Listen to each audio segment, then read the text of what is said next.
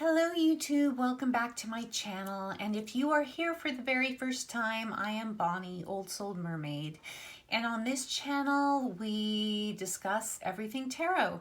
We go through unboxings, reviews, walkthroughs, and we discuss tarot topics. But today's video is going to be an unboxing of the Star Spinner Tarot, which I just received in the mail yesterday.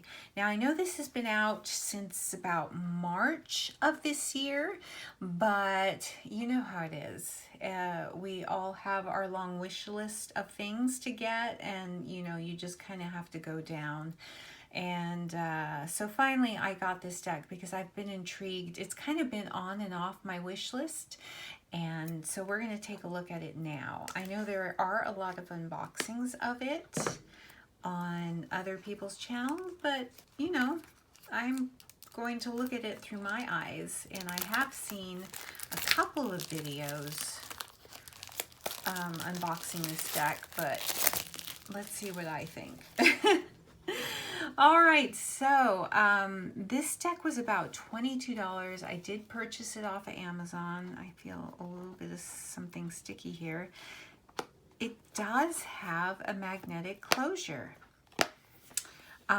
which is typically a feature of a deck that's higher priced, like an indie deck. So, you know, most mass market decks are at best in a two-piece liftoff box. Los Scarabeo has the top off box in some of their decks, but most of them come in tucks. So this is like a Llewellyn. It's not, who's it published by? Chronicle Books. So yeah, Llewellyn with their big huge decks, you have the magnetic closures, but usually for a smaller deck like this, it's a tuck box or a two-piece liftoff box. So this is a very, very nice box for the price point. It has 81 cards, a guidebook, and is by the artist Trungles. Now, let's just take a look. I believe this is RWS, you know, inspired. So it says, let the stars light your way, enter a world where fairies play, mermaids yearn, and threads of the familiar and fantastic are spun together to guide you on your own personal journey. Featuring beloved comics artist Trungles' enchanting illustrative style, the Star Spinner Tarot reinterprets classic tarot imagery for a more inclusive deck, with multiple lovers cards to reflect a range of romantic expression and illustrations drawn from stories, myth, and fairy tales. So yeah, there's mermaids in this deck, so I had to get it. Okay, so this deck was, as you saw me peel off the plastic, the cellophane, it was covered in plastic, but the decks are loose in the deck. And just so you can see this gorgeous artwork amid a lavender background. Very, very beautiful. The box is production is very well done on the box. Now let's take a look at the cards. Here are the beautiful backs. I will say definitely not indie deck cardstock. I would say along the lines of Llewellyn cardstock, but maybe not as bendable and bounce back. It's matte, or maybe a semi-matte. We'll take a look at the front, and I guess you'll be able to tell if there's any glare. I don't see any glare on it. It feels pretty much matte. All right, so let's turn these cards over. I'm going to see if these were cut evenly. There is a little bit of a separation in my deck. I wonder if setting some books will help that. I have that with one of my Baba Studios decks too, so I'm just I check these decks because you know what happened with the Light Seers, a Hay House production. My first one was very unevenly cut, but these seem to be okay in that regard. Okay, so here is the Fool. And this is very fantasy art. You know what? Okay. I was going to say, I didn't get the book, but we'll take a look at the book in a minute. The Fool. The Magician. He looks very intense. And let's see if I can get down just a wee bit closer.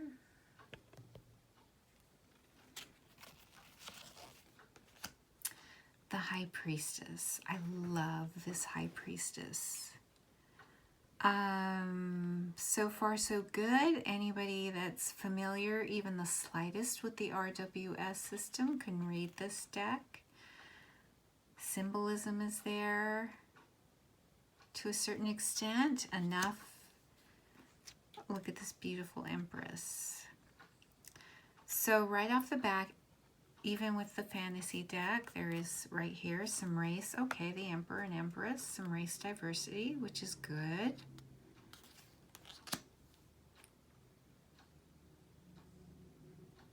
I love his gladiator sandals. He looks very intense. It would have been nice if the Empress and Emperor could have been looking at each other, but no big deal. It's, you know. The Hierophant.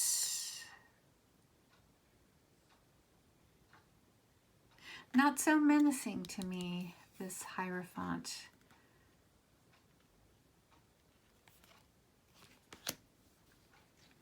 Okay, now we're getting into the Lovers. So we're going to have several Lovers cards here. Beautiful.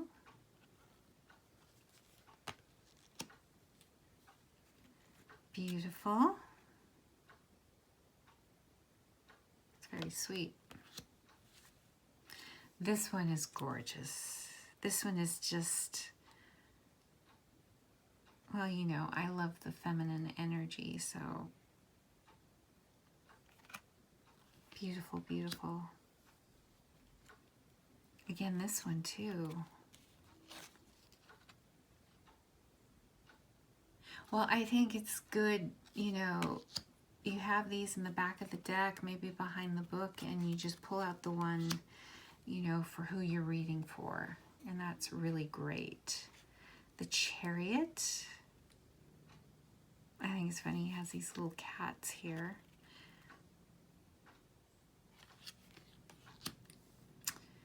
So Strength was renamed as Fortitude. The Hermit.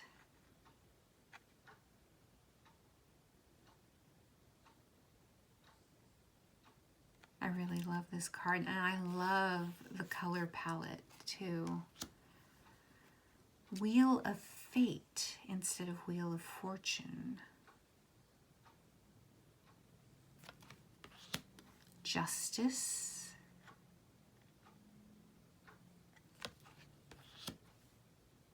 The Hanged Man. He looks like he's okay with this lot right there. Death.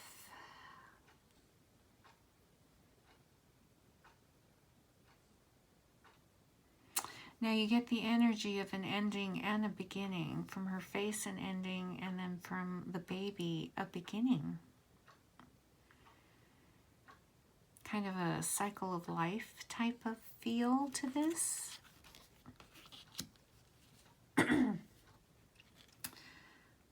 Wonderful Temperance card. I like, instead of his 1 foot in the water, 1 foot on land, he's got, you know, both feet in this field of flowers. The Devil.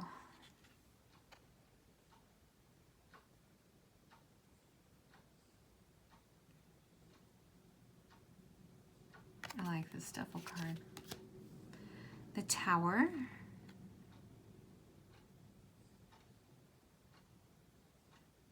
It's kind of nice not seeing people falling out of the building.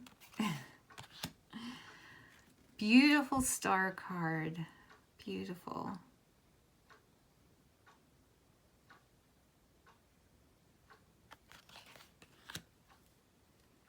The Moon.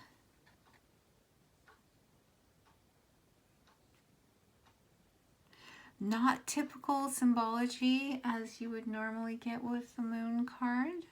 She's got a rabbit in there. Are these pagodas in the background?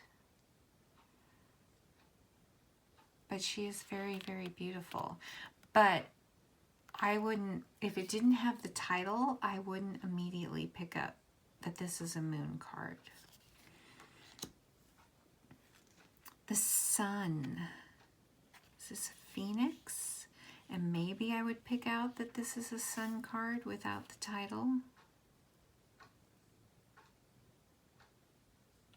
I'd have to read the guidebook for the symbology. Judgment.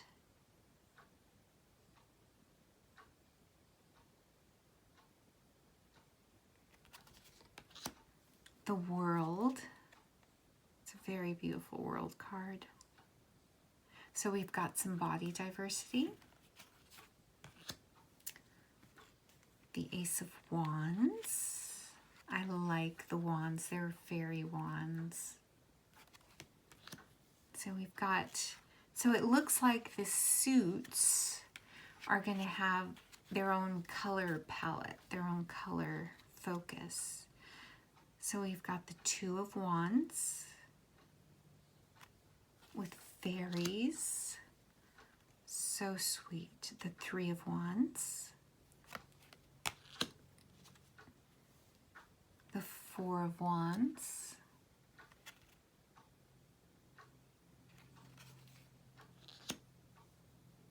The Five.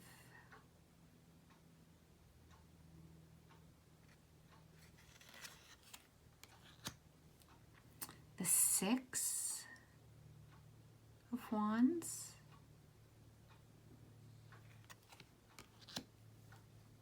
The Seven of Wands. He looks like Peter Pan to me.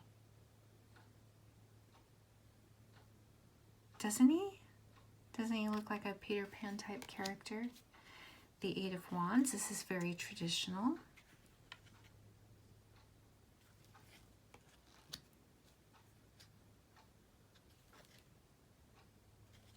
The Nine of Wands.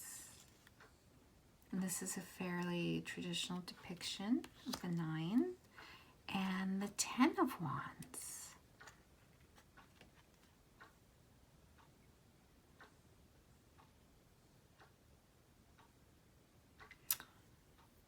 Her burden is depicted a little bit differently here, which I like.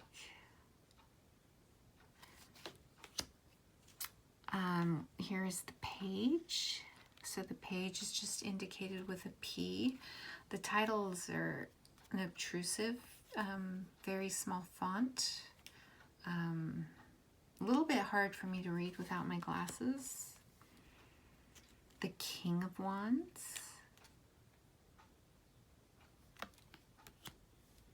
Oh, she's beautiful. The Queen of Wands. Looks like Beauty and the Beast, doesn't it, with her yellow dress?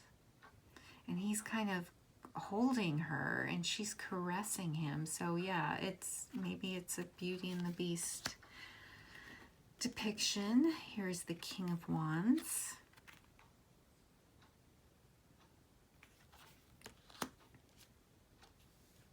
The Chalices instead of cups, so we're going into water, so there's going to be, I think, mermaids. And this is a lot of pink for this suit. It looks like here's some yellow in it. The Two of Chalices.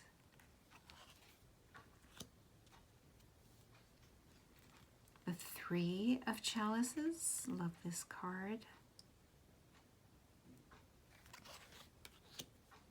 The Four.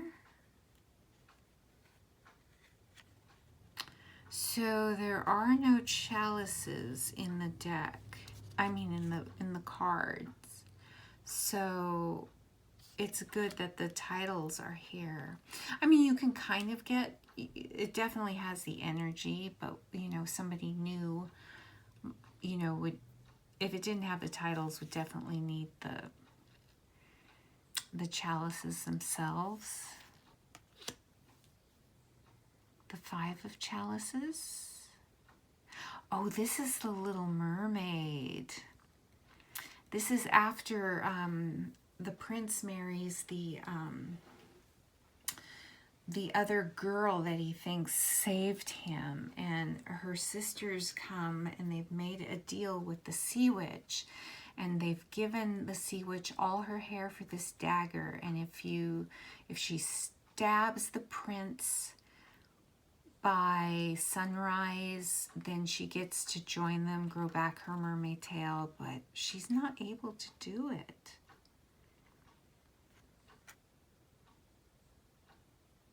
She's not able to do it. She can't bring herself to do it. The Six of Chalices.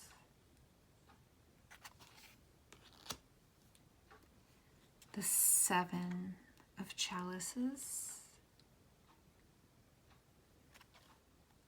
So the chalices are obviously the Little Mermaid. This is probably when she just gains her legs.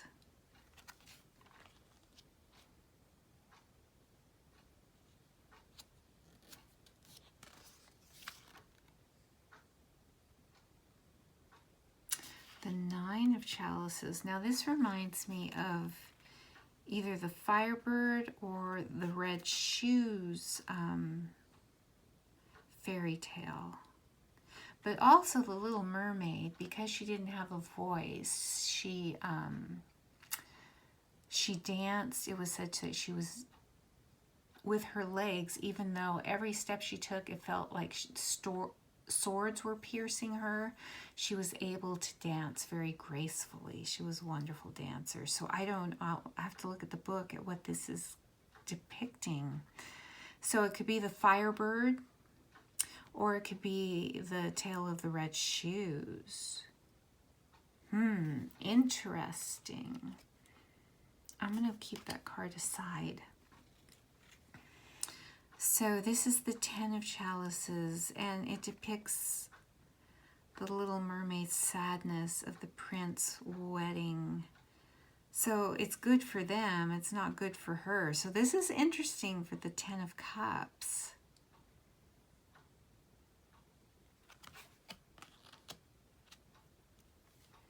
The Page of Chalices.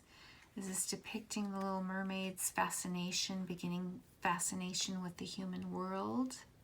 She's connecting with the dog. The King of Chalices. Is that the prince, possibly? And the Queen of Chalices. Is that the Sea Witch? Possibly? Maybe? Oh, sorry, this was the Knight, not the King. The Knight of Chalices, and that's the Prince, I would expect. And then we go to the King of Chalices.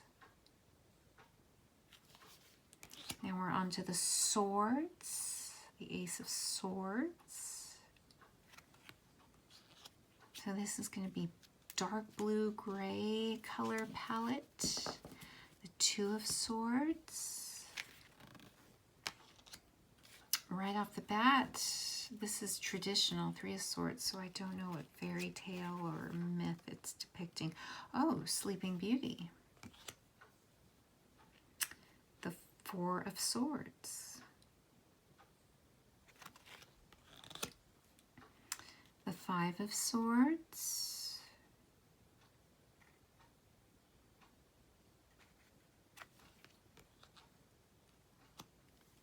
The Six of Swords. This is a fairly traditional depiction, but they've got a skull-like figure in the back.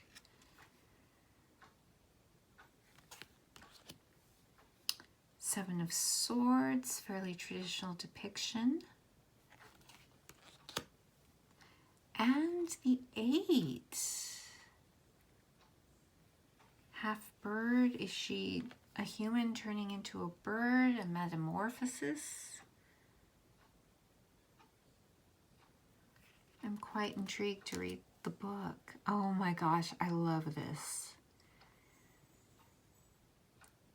The stuff of nightmares, right? Oh, I just love it. You know, this is like when your nightmares, you wake up from a nightmare and you, or a dream, and you feel like you can remember the smell, the taste, the touch. I love this. The Ten of Swords. What fairy tale is this depicting?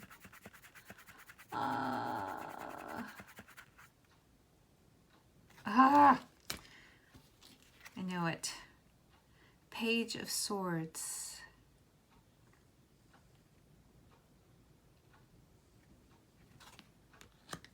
The Knight. Very feminine knight. Very powerful. A gorgeous Queen of Swords. Look at her dress. The pattern on her dress, actual flowers. It seems like her dress is made of actual flowers. The King of Swords. Is that the nightingale, maybe? Depicting that story. Okay, last suit. And we're going to get into the greens. The Ace of Coins in this deck. We've got the Two of Coins.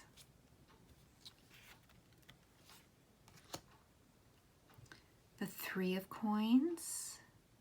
Oh, Aladdin's lamp. Three wishes. We've got Rapunzel here, it looks like. The Four of Coins.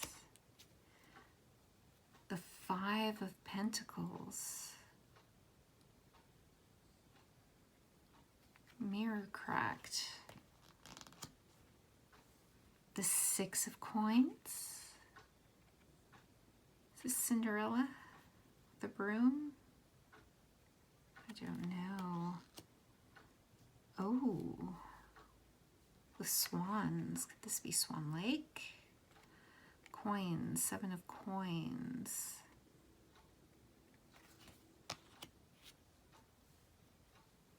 Eight of Coins, very modern right here.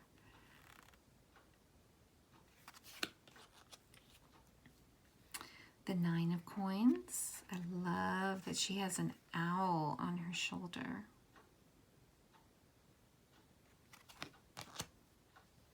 The Ten of Coins.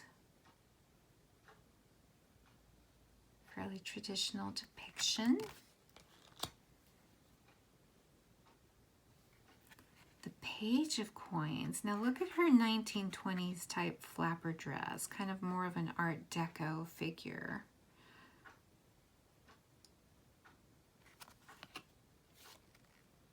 So she's a little bit more heading, you know, to the 1920s or 30s, and he's got medieval garb for the knight. But they are kind of facing each other.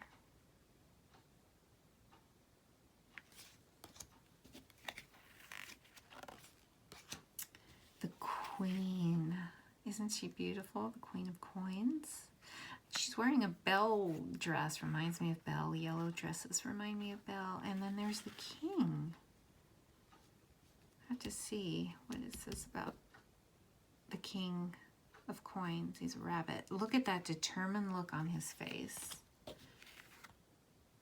Is that the same rabbit she's cradling in her arms? All right, let's,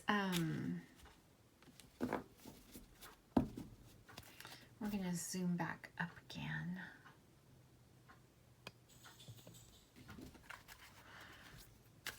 Regular tarot size, I would say. They overhand shuffle okay, I think. It'll be better once they are worked. Let's see if I can get my hands around these for a riffle shuffle. They feel a little on the stiff side, you guys, but yes, they are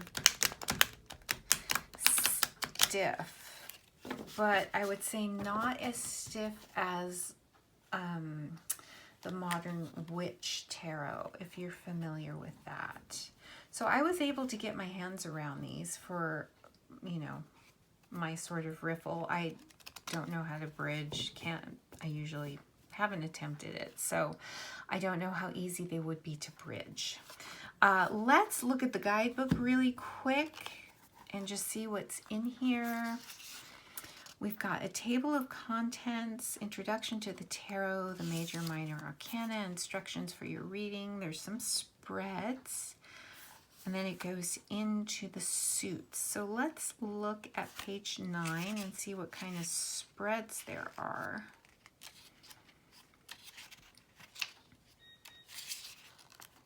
So a single card draw, 4-card spread,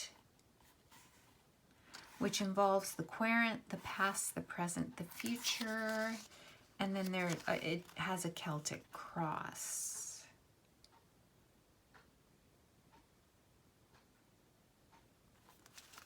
Okay, so what was this card? I pulled it out. The 9 of Chalices. So I didn't know if it was red shoes, Firebird, continuation of Little Mermaid.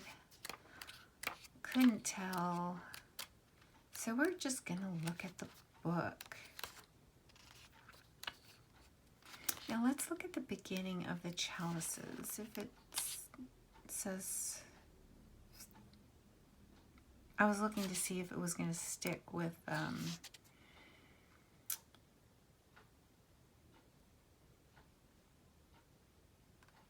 you know, a single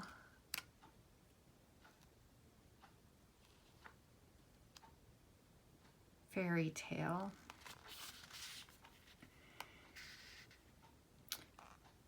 Okay, the 9 of Chalices. It doesn't really say anything about the fairy tales it's depicting, so you kind of have to know it. Aw, that's a shame. So, since I pulled the card out, the upright meaning is you are at a place where you can be proud of your achievements. You are finally happy for yourself and for others, and your goals are nearing completion. Your losses feel like necessary sacrifices, even through pain and adversity, you dance. Through your best laid plans may not have materialized exactly as you had hoped, you find satisfaction in exercising your agency in the endeavor. And the reverse is nothing has turned out the way you hoped. Your dreams seem further out of reach than ever before. Your sacrifices yield little satisfaction. You must reassess your ideals and their impact on your emotional and practical well-being. So yes, nothing about the fairy tale. So you kind of have to know the myths and fairy tales straight off the bat to get extra meaning. And I do wish that was kind of included in the book, in the page. It looks like they all have a little bit that they could at least say what fairy tale it's from. But it was not added, so maybe there is something on the interwebbings about this. There is a little bit about the artist. Trungles is a Philippines-born Vietnamese-American comic book artist and illustrator. He lives in Minnesota. with his partner and 3 chickens. He maintains a love of folklore and fairy stories. I do too, so I would have loved a little extra on the cards. So there was a little bit of gender and race and a little, maybe 1 or 2 cards with body diversity. Absolutely no age diversity, but again, it gets a pass because it is a fantasy fairy tale deck. And I'm glad they didn't put like wicked witches or, you know, depicted, you know, as old women. You know, I hate that stereotype. Because we're not, just because we get old, we're not wicked witches. So I'm glad he didn't go there. So it gets a pass, no age diversity. So it kind of ticks the boxes in the other categories minutely, but it is a fantasy deck, and so it does get a little bit of a pass. Even though it is touted as a diverse deck, it does have all those lovers cards, which is very, very good. It gets points for that, especially for a mass market deck to have that many extra cards. It's wonderful. Production, I think they really tried to go for, as much as they could, a high-end, like indie box and presentation, you know, with the side magnetic box. The cardstock is decent. It's decent. It's not, definitely not the cardstock you would get for an indie deck. And the box feels that way too. Not quite as sturdy, but definitely I'm fine with it. Considering it is many steps above your normal tuck box. I wish they would have included a little bit, at least which fairy tale is depicted in the card, even if it was just 1 line. I would have loved that, because then I would have researched any myth or fairy tale that I wasn't familiar with. So I'm kind of sad about that. But yes, I'm very interested to read with this, and I'm very happy to have it in my collection. That little split in the deck is bothering me, but that's only because I'm kind of anal about such things. So let me know what you think. If you've had this for a while, let me know how it reads, and if this is the first time you're seeing this deck, if it's something you think you want now or something you can easily pass, let me know in the description. And yes, if this is your first time, hit a like, subscribe, notification bell, and I would really appreciate it, because I am a very, very teeny tiny small channel. But that's all for now. I will see you very, very soon with another video of some kind, and I hope you have the best of days. Bye for now.